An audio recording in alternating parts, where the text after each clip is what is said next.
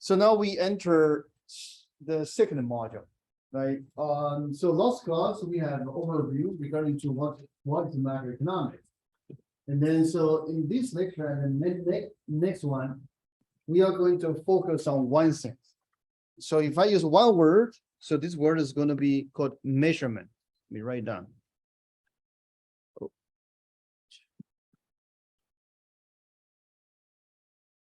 It's going to be called measurement.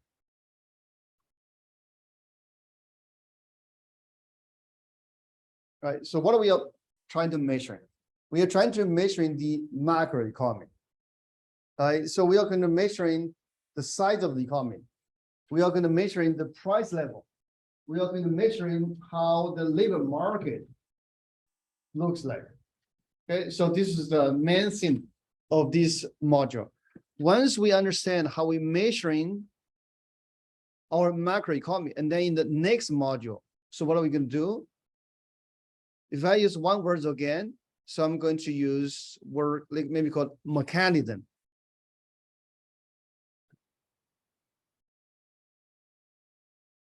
Okay, so what is the mechanism?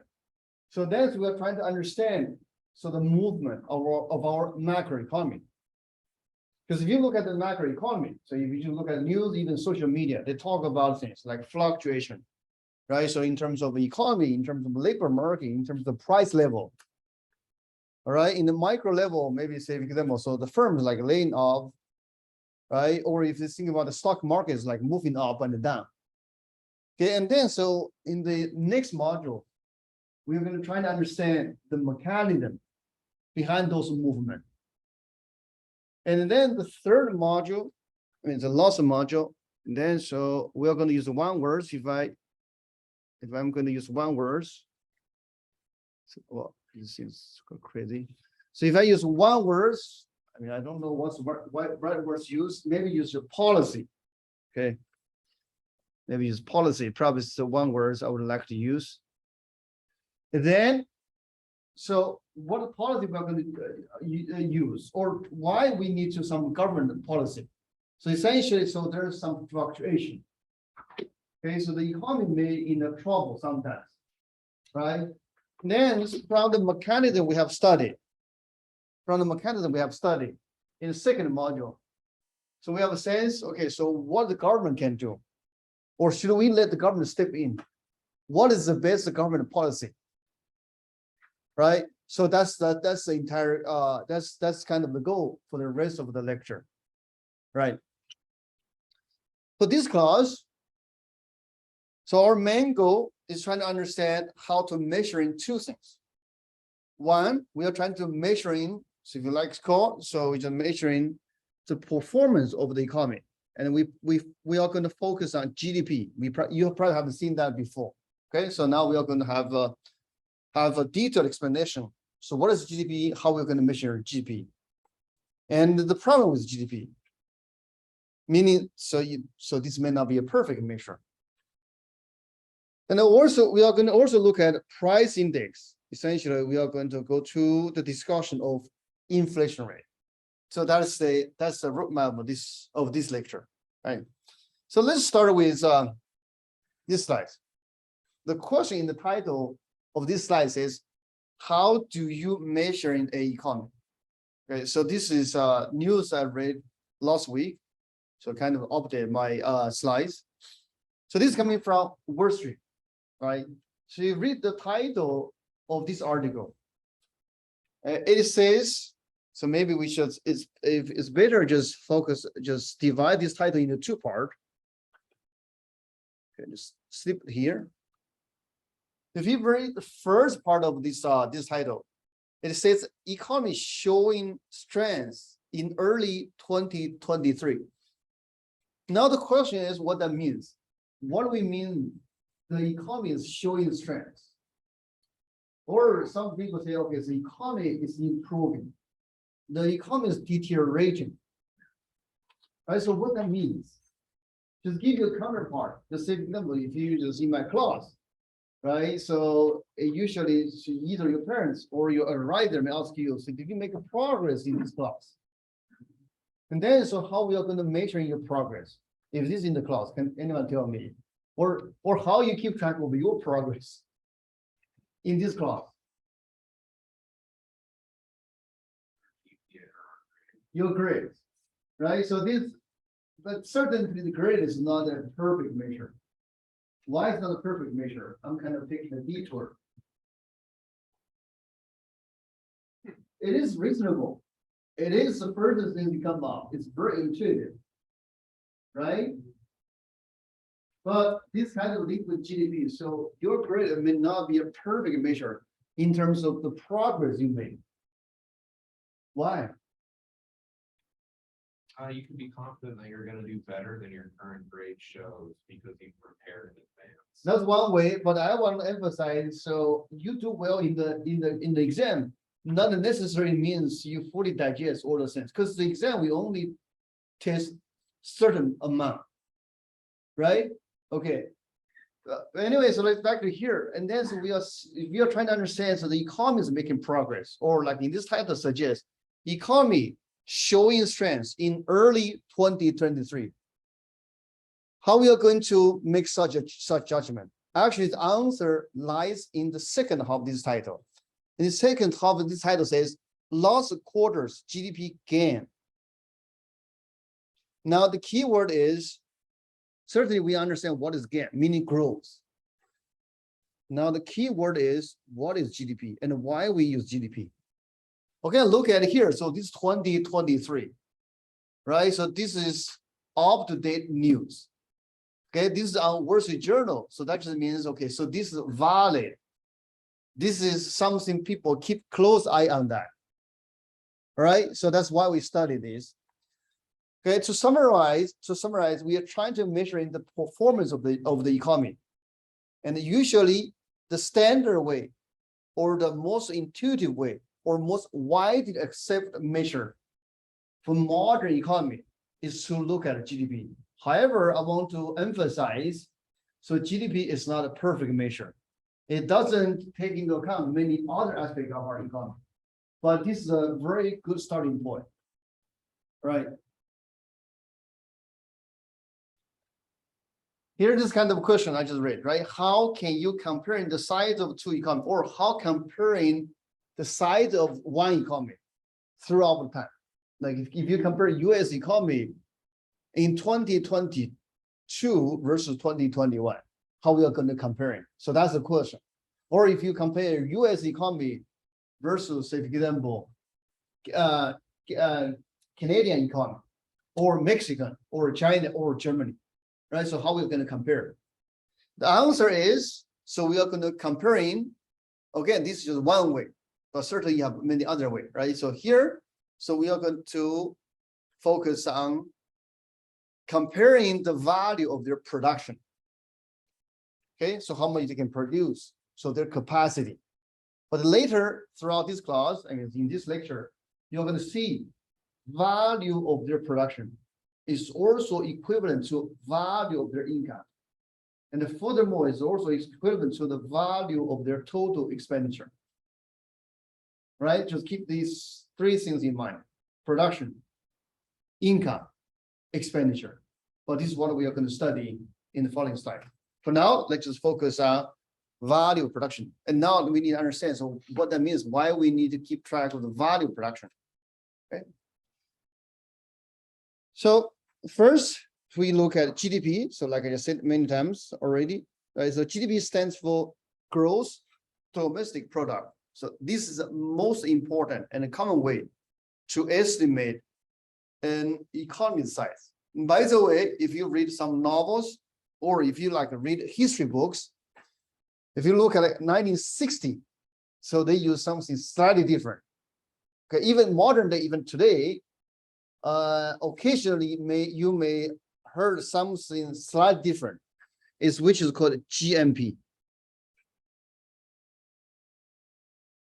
Okay, very similar, but slightly different. Okay, so we won't go in details for this one, but just keep in mind. By the way, so GMP stands for gross national product. All right, so it's a little bit different. It's a little different. It was widely used back in 1960s and the 70s. And these days, some international organizations, say, for example, World Bank or IMF, they may sometimes they also use that, right? But for us, we are going to look at GDP, right? A little bit background, just kind of give you overview before I just explain to you what is GDP. The GDP essentially belongs to this, what we call national account. Okay, so what is a national account? So this is an accounting system. So let me highlight. So this is an accounting system, right? So like in your accounting class, okay? But this accounting system is not for a business. This is an accounting system for a nation or for a broader economy, okay? And the full name for this accounting system is called National Income and a Product Account, short for NIPA. Okay, and this accounting system just keep track of all the economic activity happens inside the economy, right? So that based on this NIPA account, so we can measuring one nation's economic performance. For certainty, you can use the same things to measuring the economic performance of a state or a city or a village, right? With this NIPA, we can comparing the income and output. As you're going to see, these two are the same things eventually. So you can compare income and output, one country versus the other, same country across time, right? And finally, this is going to use to track the economic conditions throughout the business cycle. Okay, but from here you can see, so this is more about fluctuation or short-term fluctuation. And here, so this is about we looking at long-term growth. But then, so we are going to hinge on, or to rest on this idea of GDP. We are going to rest on the idea of NIPA, right? To summarize, NIPA is an accounting system for the broader economy. Okay, usually, so there's an accounting system for keep tracking the performance of a business, right? Regarding small or large, they have accounting. And similarly, we have accounting for broader economy. Right. So before I show you how this accounting system works, or how we can keep track of the economic performance of our broader economy, so we need to do some preparation. So there are a few concepts. Start with consumer spending. So consumer spending essentially is household spending on goods and service. Essentially, so that's just what we spend, right? Stock. This is a share in the ownership of a company. And why we list this particular concept is because later you're going to see sometimes inside the economy, so there's trading of stocks. Okay, but this trading of stocks won't count toward GDP, as you're going to see later. And why? It's just because stock is only tell you the ownership itself, just trading the stock itself, it does not generate any value. Okay, we will come back to that later, all right? So this stock. Bond, what is bond? Bond is borrowing in the form of IOU. So here, IOU essentially is like a loan, right? So usually this is used by corporations or particularly by the government. So the government, like US government, is issuing treasury bond. What's treasury bond? Essentially, the Treasury Department issued IOU. Okay, essentially borrow from you, right? Okay, so now goes to something quite important: government transfer. So those are payment by the government to individuals. But as a return, nothing is required. Give an example. So 2020, after the pandemic, the government has some stimulus.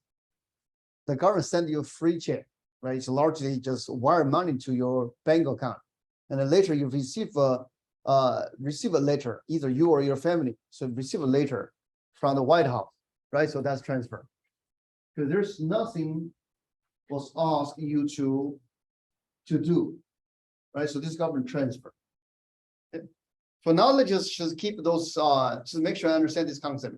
Later you can see, so those are very important for us to keep track of the economic performance of the economy, right? Now, the last one is called disposable income. Essentially, what this means is all the income is at your full disposal. So you work, you get paid, but not all the money is at your full disposal. Why? Because you have to pay tax, right? And then depending on your income level, you may have credit, or you may receiving transfer. Another example of transfer, Social Security. Okay, so if you had a house, you have your grandparents who's retired, who's collecting Social Security. So that's government transfer. All right. So disposable income is something at your full disposal, meaning you are free to spend. Okay, usually it's just income.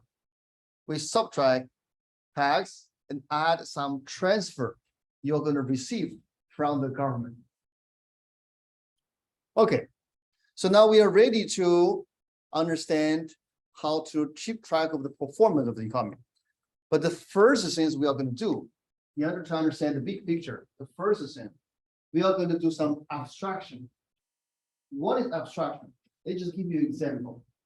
Okay, so if you go to a farm, if you ever go to a farm, I guess everyone has experience with a farm, right? So if you want to count like their output, so if the farm is going to produce different things, right? And just think about a typical Nebraska farm, okay? And then so there are so many different things like corn, wheat, soybean, maybe some fruits like apple, pears, okay? So if you want to do some calculation, what do you do? The first is what do you do? What do you do? There are so many varieties. We're trying to count what kind of thing they produce. What is the first thing you would like to do? If I was assigned to do the job, the first thing I'm going to do is probably just going to classify, right? So first is going to classify what is comes fruits or what comes as vegetable or what comes as a staple, right? And then once we classify, and then just count what we have under each category. So this is going to simplify, right? So this is going to simplify our calculation, right? So this may not be a perfect example for you, okay? But as you see the flavor, we need to do some simplification. We need to do some classification so that we kind of understand what's going on for a complex work. Okay, so the example I'll give it to you is like farm. Now just imagine if you are asked to calculate what's going on. You just don't go too far, just think about in our classroom. Last week, what is the productivity of our classroom? Like what things you have done, and then we just calculate the total value you have provided to the society. This is pretty complicated, right? Why? Because like different people do different things, and different people serve as different roles. Does that make sense? Okay. So even in a small classroom like we have, the task is very challenging.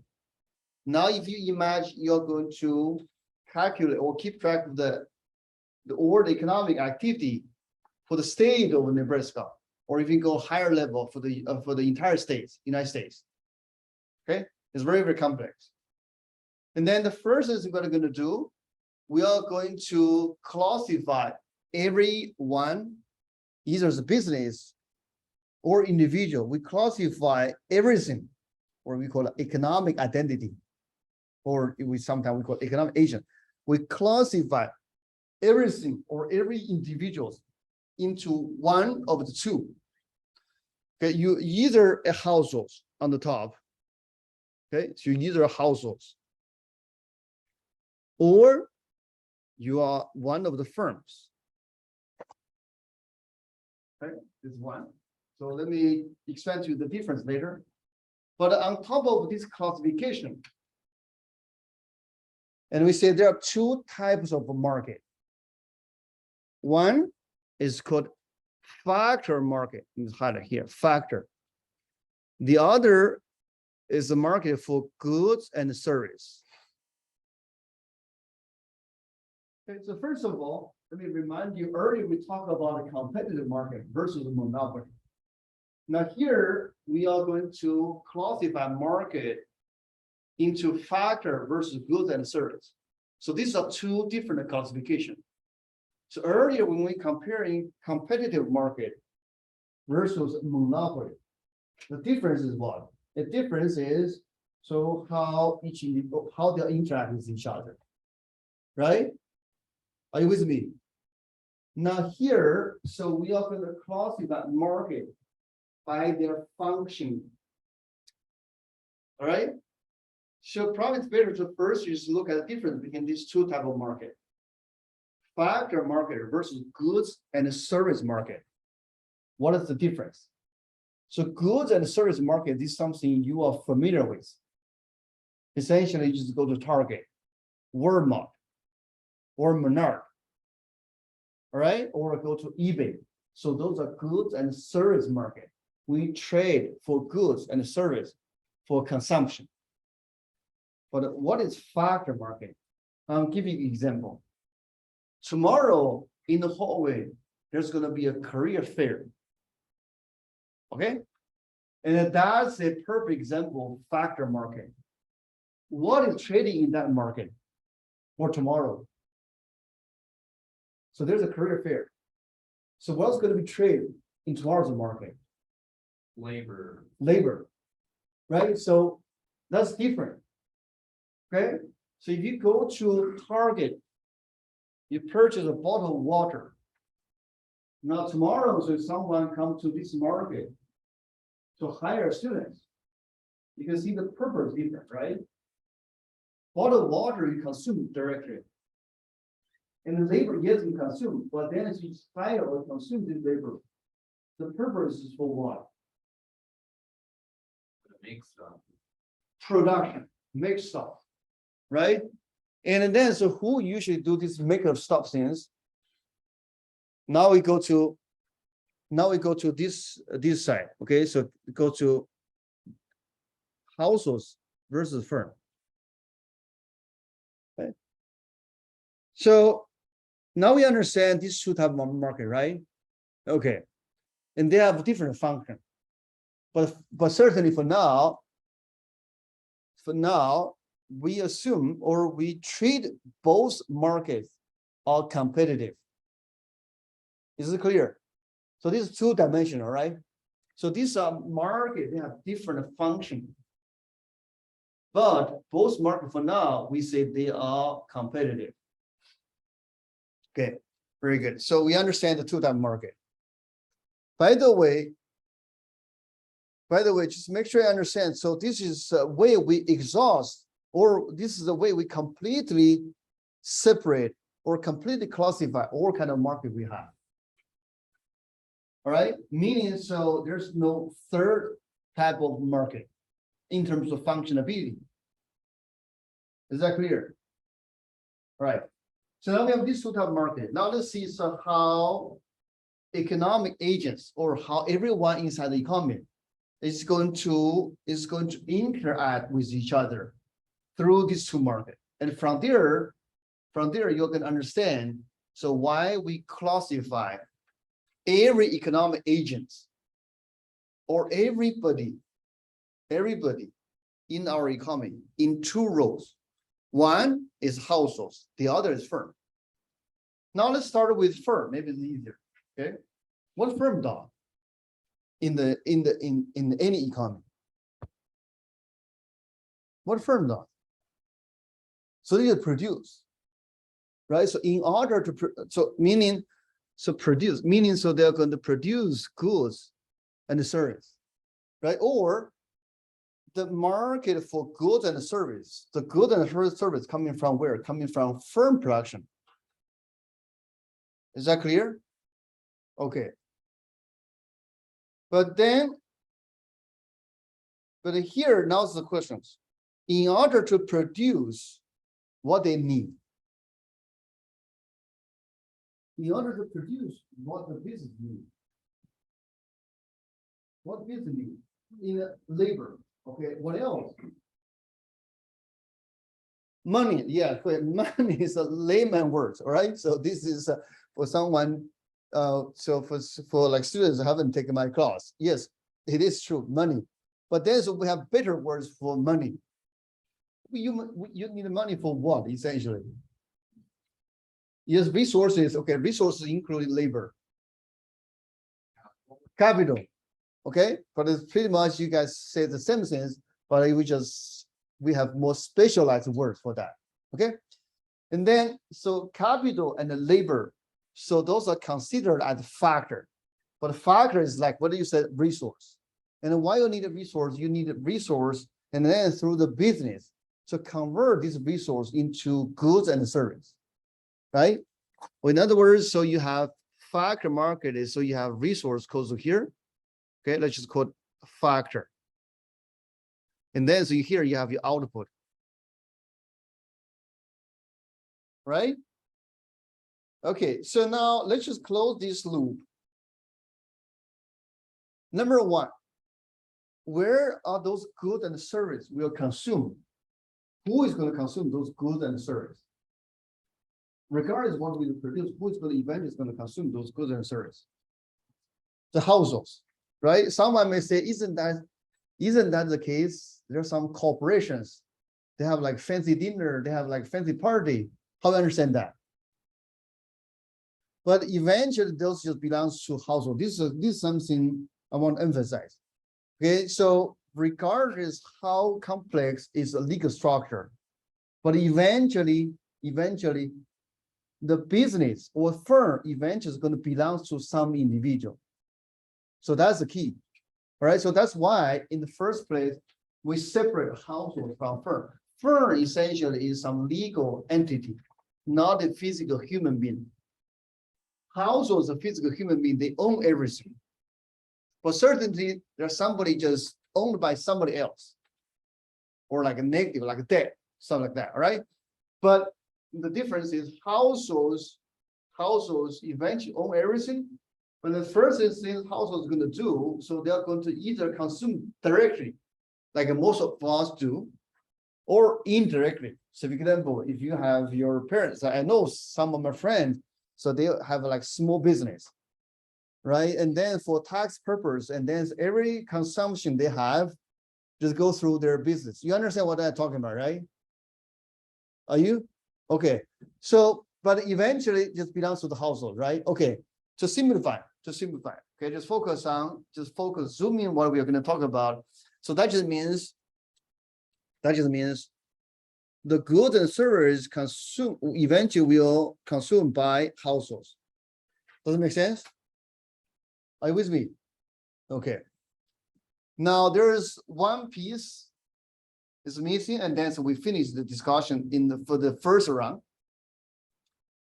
Factor market.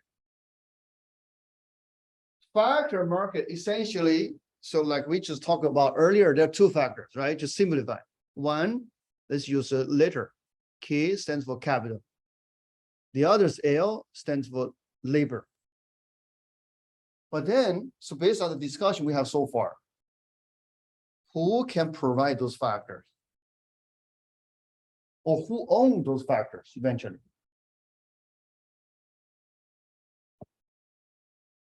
In this simplify, or in this word, we have those some abstraction. Who owns capital and labor?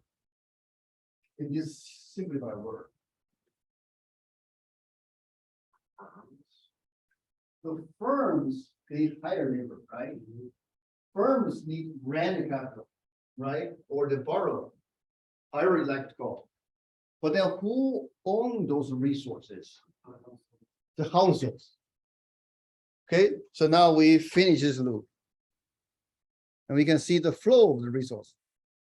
Right, so to summarize, household, what they do, so they're going to consume, to buy goods and service. Right? But then, so how they're going to pay for those spending? is through, yeah, by the way, here, we're probably just right here. So income. Right? And then this is expenditure.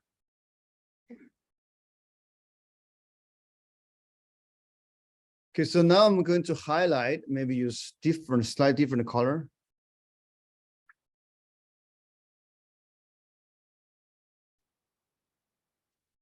I'm going to highlight three things. One is expenditure.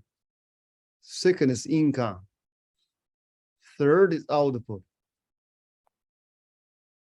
Okay, so there are a couple of things I need to explain. Number one, let's start with the basic. Okay. So if you look at, or if you just stare at this diagram, okay, and this diagram give you us like a map regarding to how the economy is unfolding. Okay. Now you understand how the economy is unfolding every day. And then if you look at this one, like if you look at output,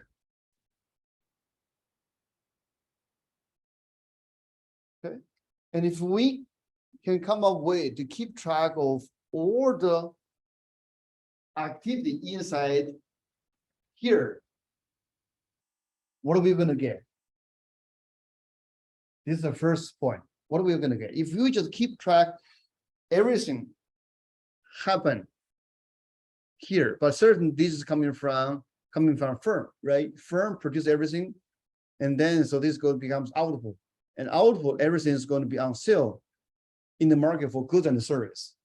So if we manage to keep track of everything inside this part, what do you think we are going to get? We can also get the factors, the income and the expenditure. Right, so that's the next one. So I'm just saying for now, if we only focus on this part, what are we going to get? Yes, GDP. Or in other words, so it just give you a measure, the measurement of our economy, right? And here we just look at how much we produce. This is clear. This is the first. This first is first, right? So we just keep. So basically, here we just look at how much we produce. Okay, and then we keep track everything we produce, and then so we are going to get the GDP. But certainly we haven't looked at exactly the definition of GDP yet. But just give you a sense. That just tells you. So if you look at there, so you're going to look at how much we so the measuring the size of the economy by looking at production. But because that's what we can produce. This is number one. Number two, so everything we produce here will flow to this market. Once this flow to this market, let me write down here this one, right? So the one we would look at.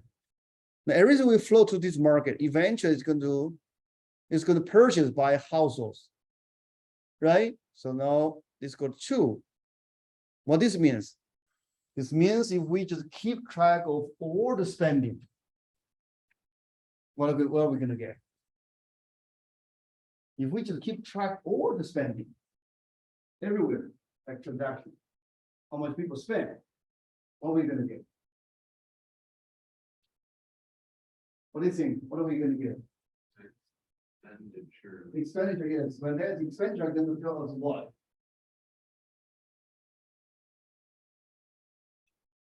Is cash flow and maybe just a simpler question. So we get the same number as what we just measured by looking at the one.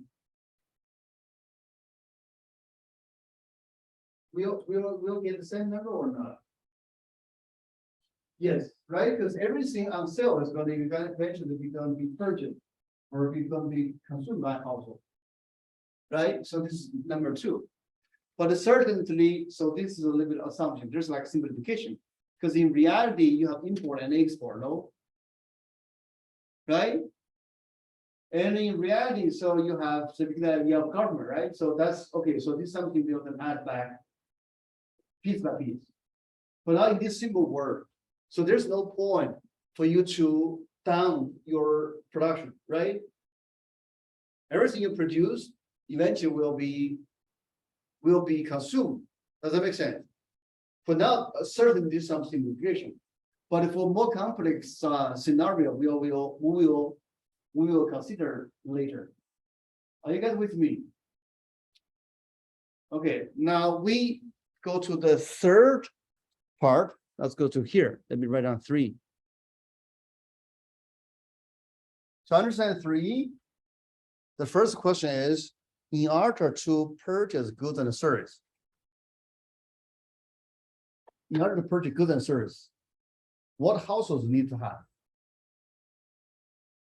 I guess you're going to say money, right? Yes, for sure. Okay, but where money coming from? Where your money coming from? Your employer, right? So, but then, so why your employer give you money? Because you provide service, right? So the essentially is what? Essentially use our language. So there are 2 parts. Number 1, your expenditure is financed by your income, right? But certainly you have saving. But for now, so we just simplify. There's no saving, but certainly we are going to expand. We are going to add saving later. But now in this simple word, so any penny you have, you're going to spend. You spend where? It's spent by goods and service. Good service coming from where? Coming from a firm. Now the last piece of this puzzle is your income. Income coming from where? Coming from firm. Why? Now the final question. Why firm? No, 2 questions. The final 2 questions. Question number 1. Why firm pay you? Or why there's income? It's because you provide resource, provide factor to firm, right? Either in the form of labor, or think about Warren Buffett, he provided capital. Does it make sense?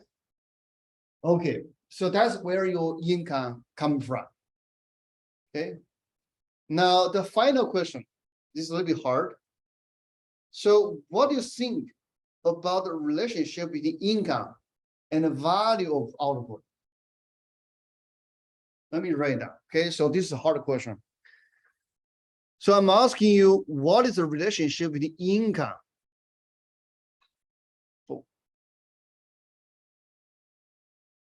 What is the relationship between income?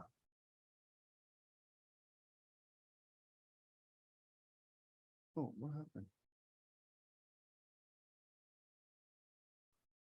Income and the value of output.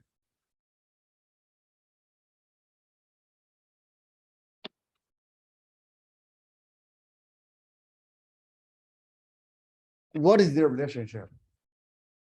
What do you think? Let me highlight here. So I'm asking you, what is the relationship between this and this? Or in this graph, so I'm asking you, so what is the relationship between here and here?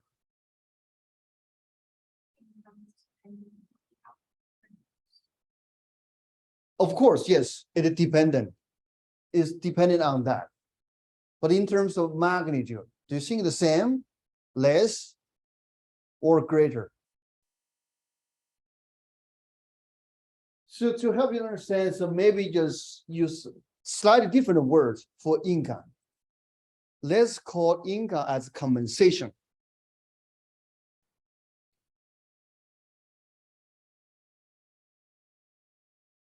Okay, so this is compensation for resources. Okay, now what is the relationship between compensation for resource the firm used versus output the firm produce? Will they be the same or different? So that's the question. Well, this is critical important to also complete this problem. Repeat the problem. What do you think? And you? Anyone? But does income include profits from business owners as well? Yes. Oh, they'll be the same. They'll be the same. Okay, very good. So can you explain to us how you come up with this conclusion? You You're not mentioned, gonna like, you're not gonna like this explanation. yeah, to keep it simple. No, I saw that you drew a circle and I was like, if I was trying to teach someone a concept and I drew a circle, I want them to be like, they're linked together, so they're all. You must be- Yeah, Okay, I see. So you wasn't worried about going to feel like you're kind of cheating. yeah, no, Okay, so as a matter of fact, it's not cheating. So this is everything coherent, right? Okay, so in order to expand that, so maybe, so this is kind of messy, so maybe use, sorry, use. Okay, let's use this space, all right? So just think about how business do business or how firm do business, right? So firm, I think we talked about that earlier, no? So what they care is okay about profit, right? Profit equal to what? Equal to output or revenue minus what? Minus cost, right? Okay, and then cost including what? Including you paid for capital, you paid for labor, right? And output essentially is what? In the picture we just studied. Essentially, that's what? Essentially, in some sense, GDP, right? Does it make sense? Okay, very good. So let's just put a symbol, okay? Let's just call it Y. Okay, this is called GDP. This is output what we produce. Okay. So now we can do this algebra. So this immediately means Y equal to pi plus cos. This is simple algebra, right? Okay. Now to finish this part, this is a last piece of the puzzle. Okay. So cos, it can characterize as compensation, yes or no? This is a compensation to capital and labor, right? Okay. But how you link capital to compensation? But the answer is capital, sorry, pi. We hear pi. Okay, let me write down. Let me spell out. Pi here is called profit.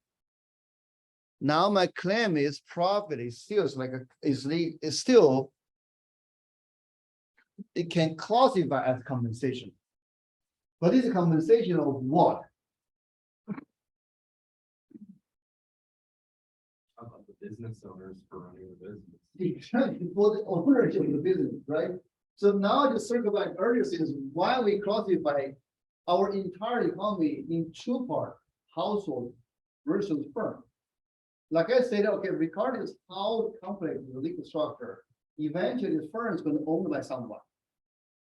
Like a Berkshire Hathaway, yes, they own lots of business, right? But eventually Berkshire Hathaway is partly owned by Warren Buffett and partly owned by you or me, if you have certain share of Berkshire Hathaway.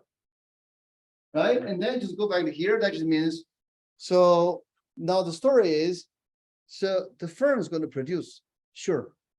Right? And then so in order to produce, they need to use some resource. And then there's some profit left in accounting sense. Okay. And then so this cost and this profit eventually is going to show up as compensation. Or finally use the word that we are going to use in the next slide. It means all the income will equal to production. Not only income equal to production, I must say use a little bit more complex economic language. Just says the income you paid must exhaust all your production or the revenue you generate. So this will be a little bit complex way to explain the simple thing, but that's exactly what that means. So everything we produce or every money you generate from the business, eventually you're going to exhaust as a compensation to the resource you used. I mean, go to the owner, either through like a capital you rent, labor you provide, or the ownership. Okay. So I hope so you don't get too confused. Now just erase everything. Not erase everything. Okay, it's a little bit complex now. So basically, to summarize what I was trying to explain to you here, so let's just first finish this loop. So eventually I'm trying to expand to here is, so we just classify everything in two-party households versus firm. They interact with each other on two different markets. Okay, this is first sense. Number one, oh, sorry, so this is number one. Now, number two, so if we understand, so there are two parties, they interact with each other in two different markets. Now, in order to understand or measuring the size of the economy, so we can look at three different ways. The most intuitive, most direct way is to look at what we produce. Okay, that's why here it's called GDP. This one. But now you can also indirectly measuring the GDP by looking at spending, right? Because here in this simple word, there's no point for you to waste all the anything you produce, right? Okay, so that means instead of look at production, you can look at spending. So they must equal to each other. But alternatively, you can look at income. That's here, let's show up here. Right? Why? Because like the simple algebra I just showed you, everything you produce in terms of market value, eventually will exhaust it, or eventually will be compensated. Sorry, to be precise, let me rephrase. Everything you produce in terms of market value, eventually will reimburse, right? Will reimburse to whoever owns those resources. But who owns this resource in the economy? Household. In different ways, labor, capital, or ownership, which is stocks. Right? And then, so just to summarize here, so you can either look at a product or you can look at expenditure. Or alternatively, you can look at income. Okay, so this is a closed loop. Okay, not they are constructed so that equal to each other. Or so I give you intuitive explanation, they are coherent, they must equal to each other. Is it clear? Maybe a lot to take, okay? But so this is the beginning of our story. Any questions? No? All right. So, but you can see from the discussion, we have been oversimplified. Right? Now we need to relax those oversimplified assumptions, or just make this discussion more relevant, more realistic. Okay. So this is what we're going to do.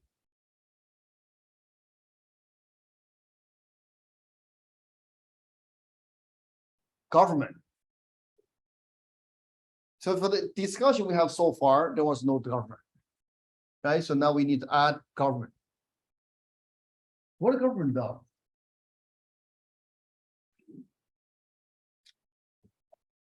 What do you think government does? Based on your understanding in terms of this economic picture.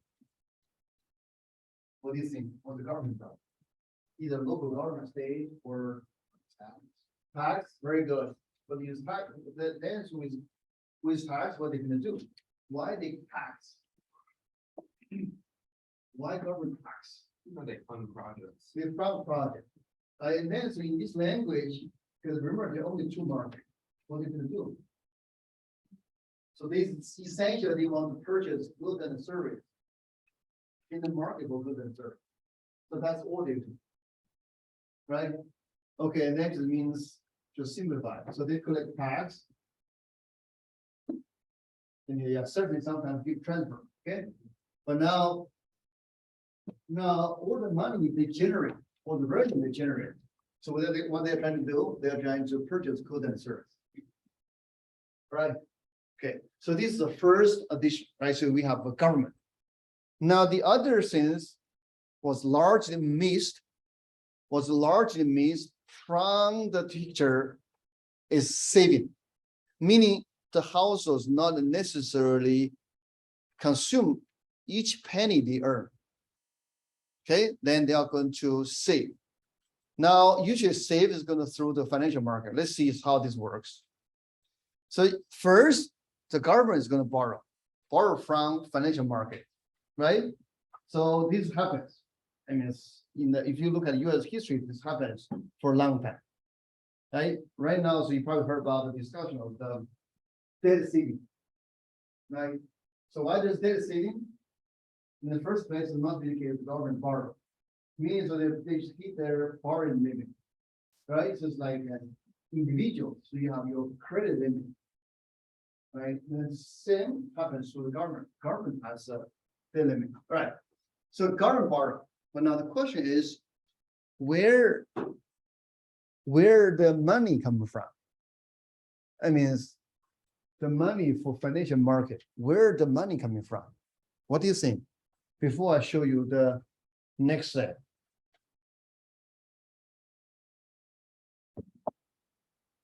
Isn't that the savings from the household? Exactly. So saving exactly coming from households, private saving, right? So that just means, so the households may not spend all their money, right? And then so that goes to private saving. But then, so in this simple word, private saving goes to government and the government purchase, meaning so you're going to count the consumer spending and government spending. Is it clear? Okay. Not only government borrow, sometimes firm also borrow, right? And then why the firm needs to borrow? Usually the purpose of borrowing by business is for what?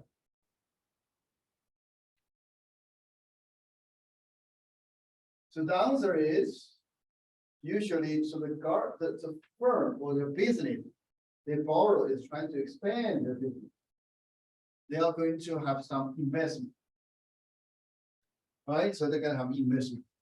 So investment, and then so you can think about, so they just purchase goods and service in the market. Now what happens? Now maybe just pause for a few seconds. Or just look at this picture and then think about what we have discussed earlier. Okay. Earlier we said you can look at GDP through one, which is product.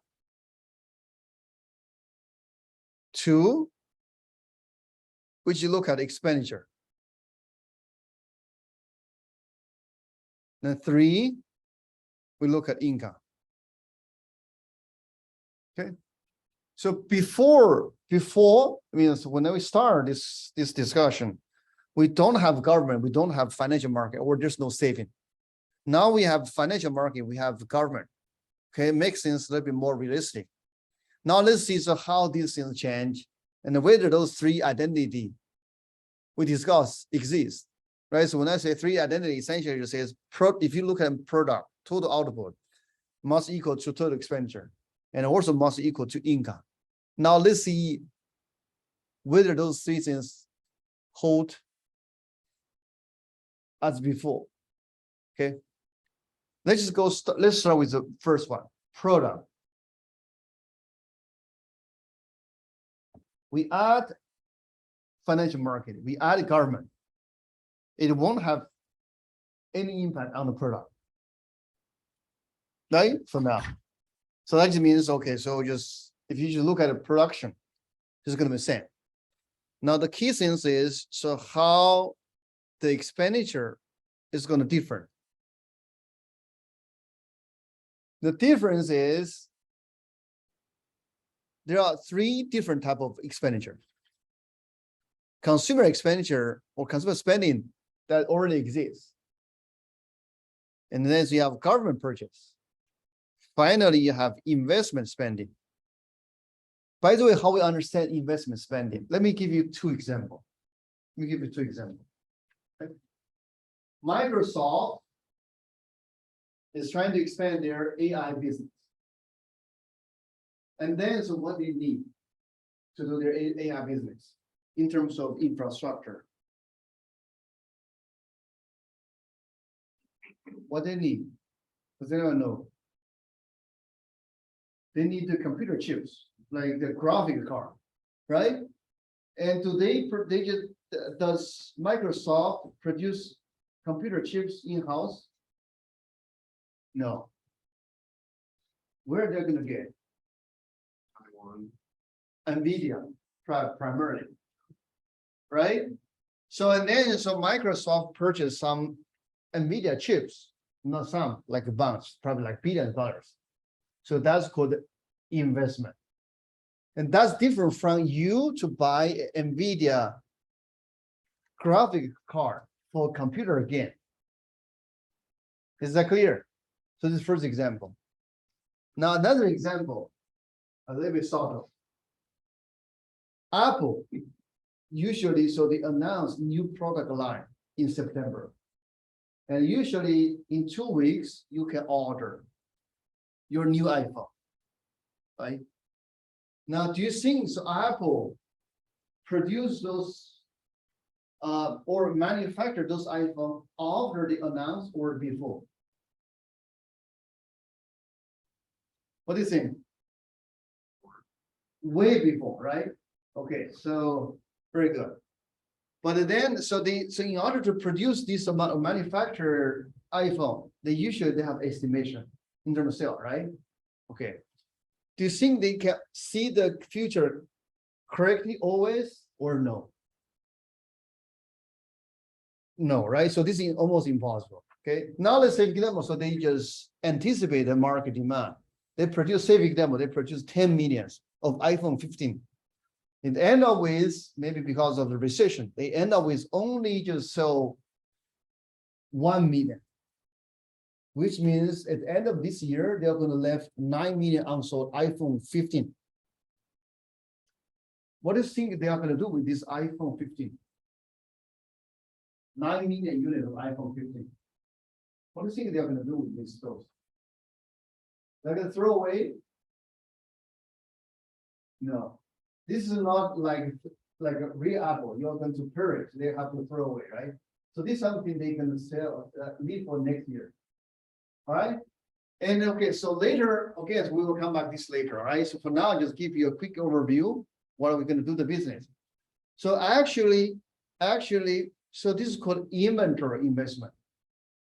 Meaning, so they are going to classify this 9 million unsold iPhone 15 as inventory. And then they're going to put in their warehouse and wait for next year, or they're going to have some sale. Does that make sense? This is usually business do how they do, right? Okay. But then so in economics, in this picture, we classify those 9 million unsold iPhone as investment. And the best way to understand is the following. You can just imagine, or you can just interpret this as iPhone purchase those unsold 9 million iPhone. Sorry, Apple purchase those 9 million unsold iPhone from themselves. Does that make sense? Technically, this is the same like the first example. Microsoft purchased 1 billion worth of graphic card from NVIDIA. All right? But in the second case, so Apple just purchased 9 million units of iPhone from themselves. Is it clear? So there are two examples. Look very different, but both we classify as investment. And the point of here is, so whatever we produce will go to this market. And eventually it's going to exhaust in different way, either just direct consumed by consumer, or consumed by government, or consumed by business. We call it investment. But then business consumption has two different ways. One is they just really just purchase this as investment to expand their business. Or in reality, there's other possibility. They are stock they could not sell immediately. Right? It's classified as inventory. And this inventory is also classified as investment. All right. Okay, so this is regarding to expenditure. Now regarding to income, the only thing I want to highlight is, so if you classify tax as income of government, okay, and then you need to subtract this amount. You need to subtract amount. So for example, this is like $1 of tax you paid, and you need to subtract this from income here. This is clear. Otherwise, you're going to double counting. Is it clear or not? Let me repeat. Okay, so if in terms of income, if you look at income, total income, if you consider tax as the government's income, and then you must subtract that part of tax from household's income. Or you can ignore tax, it's only keep track of household's income. All right. To conclude, so now we introduce more realistic feature, including government, including financial market. Okay, you can see the three identity, we just talk about still holds. But certainly there are two extra complications. Regarding expenditure, you need to understand what can be classified as investment. In terms of income, you need to understand, so tax either count as government income or count as household income. You cannot count twice. Clear? Okay. Now, before I move further, let me ask you, what is missing from this picture? There's something missing, but what? What is missing? In terms of reality, or compare with reality, what is missing?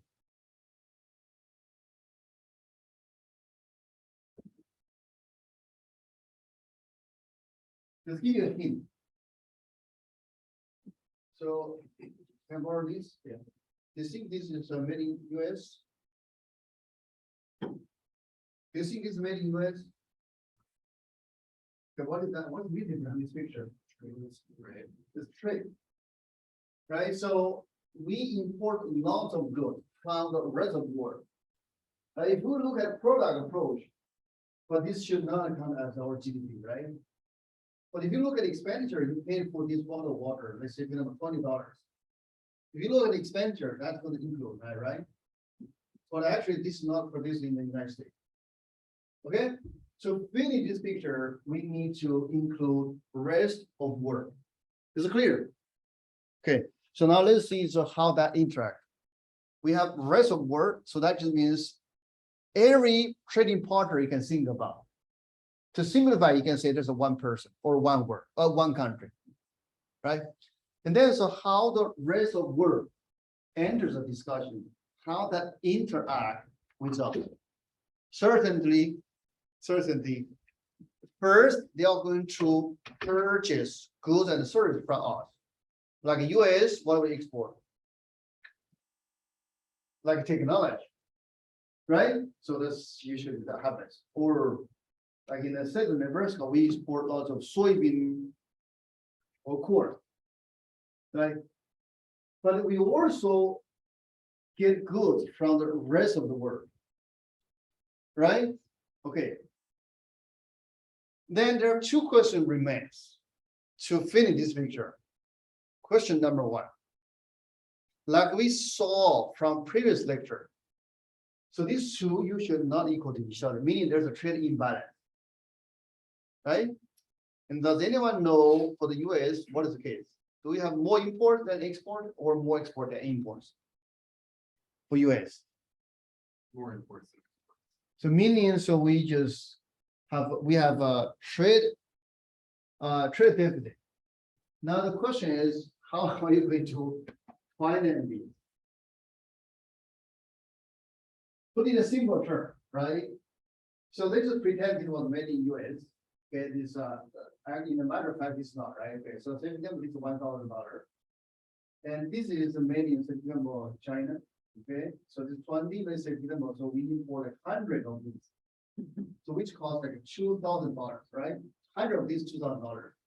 But now we only manage to like export one of these computers, which is $1,000. All right.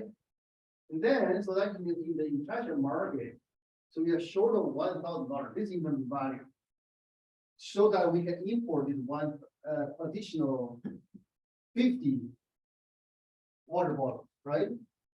Now, how we are going to do? How we are going to do this as a nation? So that's the question. We have saved the money. As a matter of fact, you must borrow. To be precise, the things that follow, okay? Maybe use euros easier because everyone understand what's euro. Okay, let's say we know this was made in Switzerland. Okay, and this like costs some amount of Swiss franc, right? And then in order to buy this, import this, what you must pay? No, actually, so yeah, so in reality, so they just settle with US dollar, but it's, so at the end of the day, so actually you must pay them with Swiss franc. Because that's what they use, right? Later they are going to convert their Swiss franc into US dollar. So basically you have to pay these for Swiss franc. But then, so you're going to sell them your computer.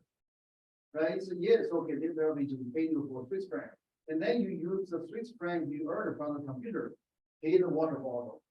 But now there's a shortfall. What are you going to do? You have to borrow from Switzerland.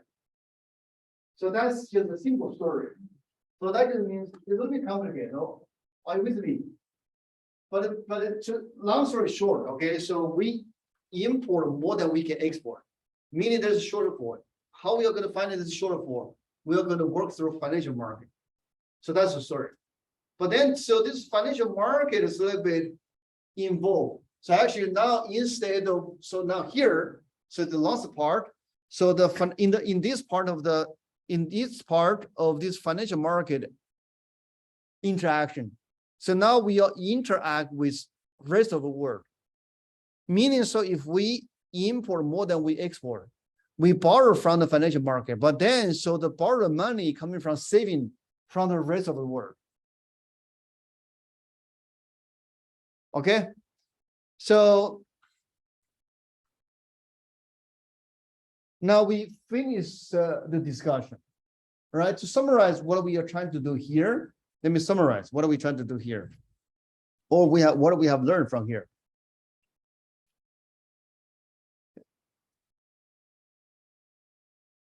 We are having a map.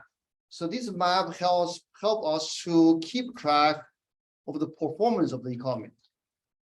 And then through this map, actually, we find out there are 3 different ways to look at the performance of the economy. One, you just look at what we produced. And the secondly, we can look at what has been consumed. Third, we can look at your income. All right. Okay, so in terms of expenditure, I mean, these 3, each of them is going to give you the same number. So this is by construction. And also this is how we just build up this coherent NEPA account. Right? Now what's left to understand is, okay, so how this each is going to equal to each other once we have this complete picture, particularly now we introduce export, right? So this course, given the time limit, I only able to explain to you. So now if we have investment, how would that change the discussion? So next class we start, so I'm going to pick up from here. So how import and export is gonna change the discussion, or maybe just do some review. Right? Okay, and thank you so much for your attention. See you on Thursday. Okay.